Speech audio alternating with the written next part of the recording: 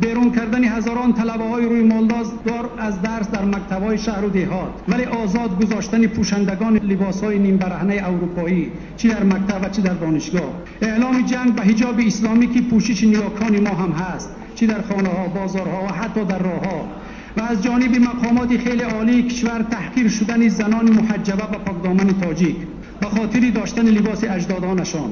و جوابگری‌های گوناگون کشیدن صدها عالمان دینی به خاطر تعلیم دادن فرزندان مسلمان تاجیکی از تعلیم خارجه محروم شدند تا در داخل تعلیم بگیرند. همچنین جریمه نمودن صدها امامان مساجد، منع کردن کارمندان نمازگزار از ادای نمازهایشان چی در جای کار و چی در مساجد،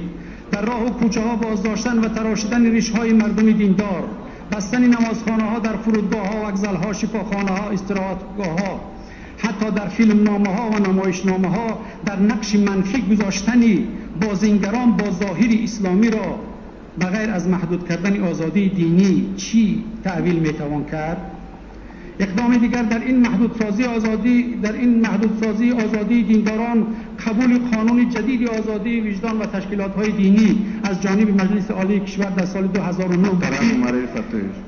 در مخالفت تمام